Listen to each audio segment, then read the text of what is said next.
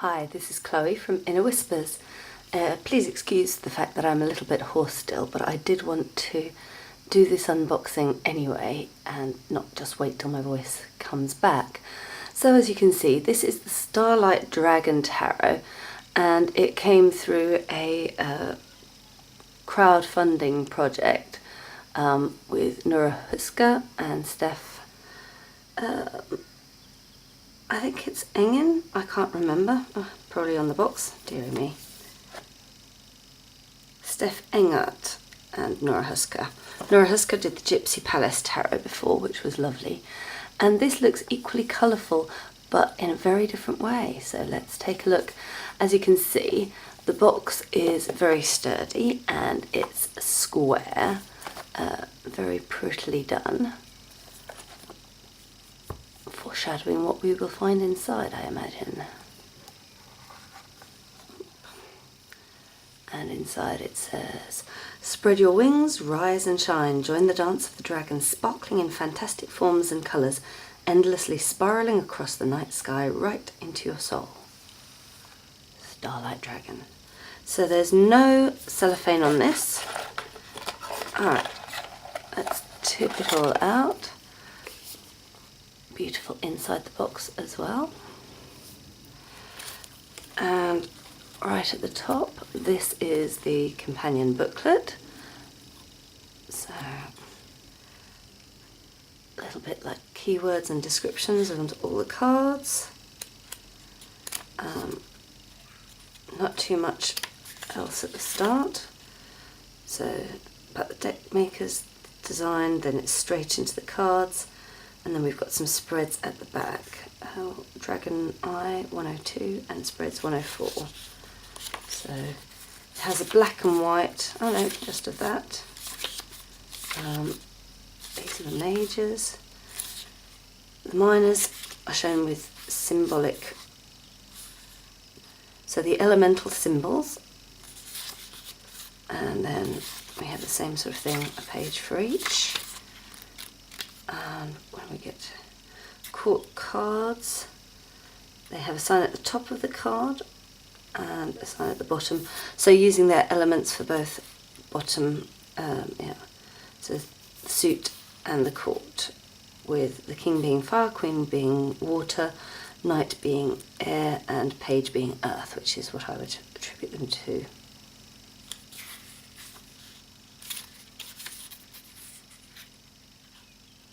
Nice little strophe for each, and then some keywords.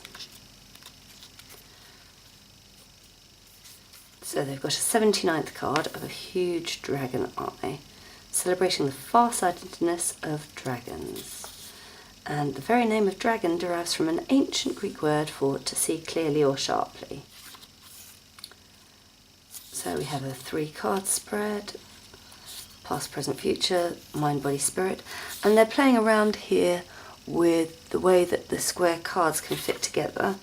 And of course, the 4-card brings us this, north, east, south and west in a compass.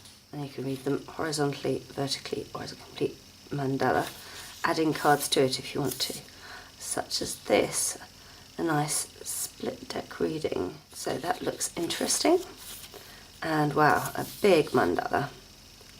Wow, it's still only 9 cards, but that looks fun too.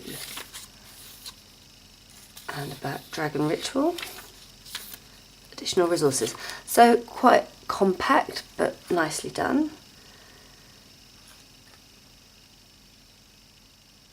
Yep, and then we move into the cards. That's the Fool, I'm guessing. Then we have the Magician, the High Priestess, beautiful. So interesting that it's kind of doubled up. Ah, right, so the Empress, and she has 2 dragons beside her. So the High Priestess is maybe the central dragon and the 2 dragons on the sides. It's interesting, it has a High Priest feel in that sense of acolytes, and yet with touches of the moon. So we have our Empress, Emperor, beautiful, structure and fire, The Hierophant is a key, and that sort of bull, so lots of traditional elements in here. The lovers twining around one another, yin and yang. Not quite, but you know. And the Chariot, all tangled up. Oh, Strength is nicely done, kind of a chimera feel to it. The Hermit.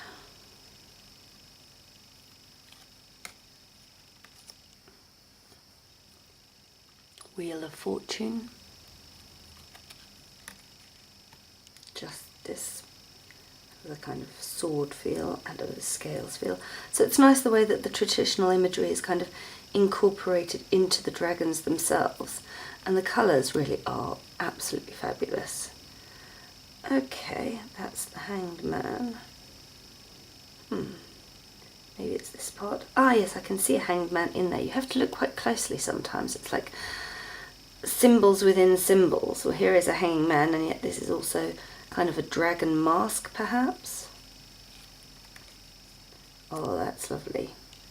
Death, transformation, regrowth, little skulls, lots of heads. Like a portal with steps kind of thing. So, yes. And Temperance, balancing fire and water. The Devil with his horns. And the Tower. Fire burning. The Star, oh that's so lovely. Sweet and hopeful. The Moon. We have this sort of crescent moon, and we also have the colour of the moon. The Sun. What are you reaching for? Judgment. Interesting, looks a lot more like Justice. I wouldn't expect scales traditionally on a Judgment, but I do like the portal opening up, a new way ahead. And the World. Lovely. This must be the dragon's eye, therefore. It has an eye symbol down there. Then we move into the Ace of Wands, definitely fiery. The Two of Wands, Three of Wands, Three of Fire, Four of Fire, nice. We have the dragon's eyes all around and a cross in the centre. Five of Fire, much more dispersed, combative, works for me. Six of Wands. So these have a kind of pips-like semi-illustrated feel to them, yet with a lot of depth. Eight of Wands. A lot more organised and structured, yet there is this feeling of growth to it, which there perhaps wasn't with the Four of Wands so much. More of a structure. Nine of Wands. Burn, baby, burn. Lighting a fire somehow. And Ten of Wands. Oh, constriction. Page of Wands. Knight of Wands. Queen of Wands. And King of Wands. On to the Water Cups suit. And interesting that the Ace already has two in it. Feeling of infinity. Two of Cups, much clearly actual cups. Three of Cups. I like that. Four of Cups.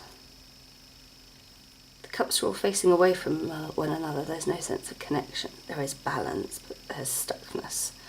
That works. Five of Cups. Some are spilt, some are connected, and some are still whole. Six of Cups. Interesting. Purple for the past. Harmonious. Seven of Cups. Different colours for different choices. Eight of Cups. It doesn't straight away say to me seeking, yet there is a mandala feel to it. Very nice.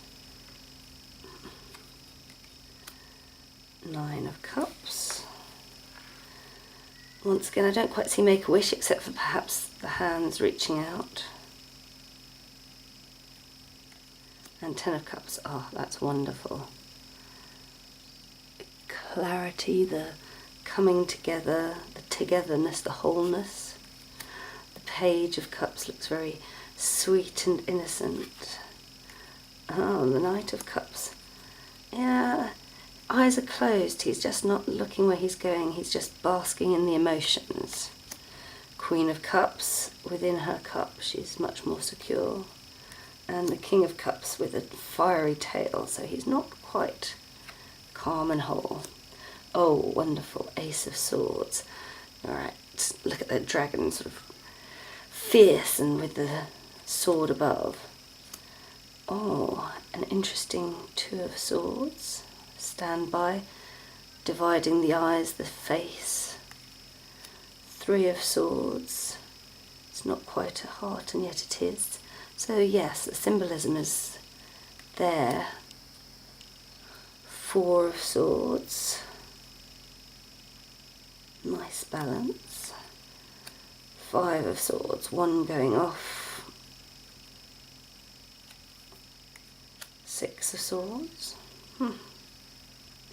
Maybe a movement from blues to purples and then the gold of enlightenment, and that's where the prow of the dragon boat is.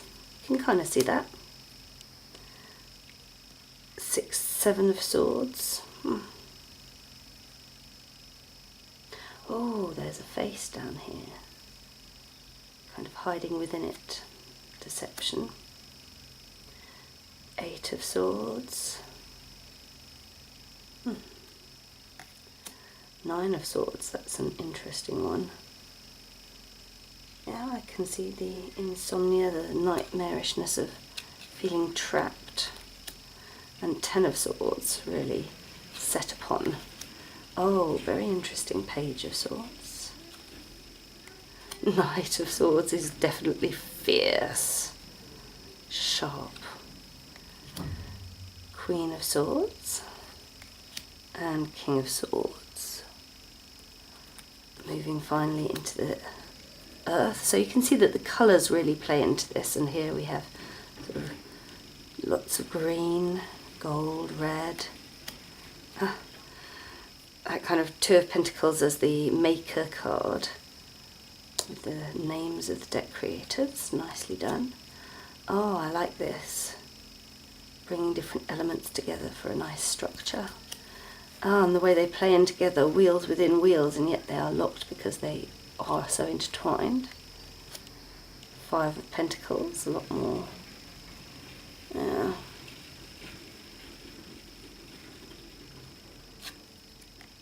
Six of Pentacles, the scales, getting what you deserve. Seven of Pentacles, deal of potential there, but the seeds haven't yet grown. Eight of Pentacles, variety. Nine of Pentacles, a beautiful garden growing now. And Ten of Pentacles. Interesting. There's a kind of feeling of calm. I think they've brought in the Kabbalistic tree in this one. Balance between upper and lower. Oh, lovely.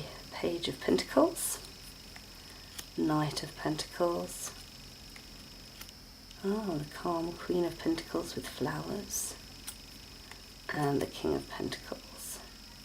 So it's a really lovely deck. Very interesting, quite different, and yet definitely readable out of the box. The edges have been gilded, which is a rather nice touch.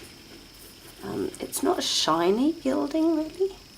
Well, yeah, obviously it is, but for example, the Hay House gilding is very shiny. This is like a matte gold, which works quite nicely.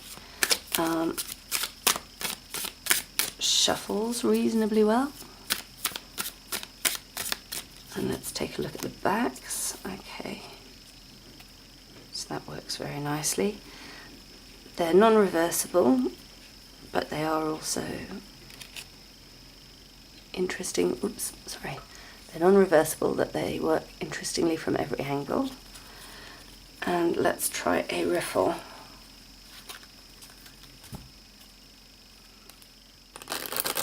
Oh, they riffle surprisingly well.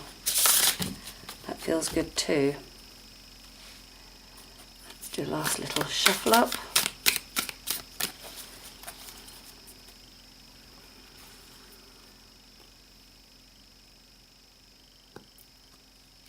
And a first card.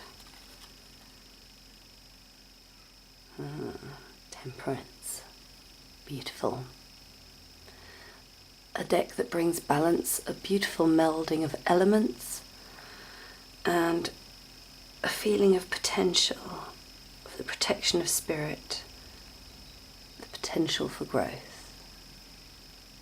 Blessed be.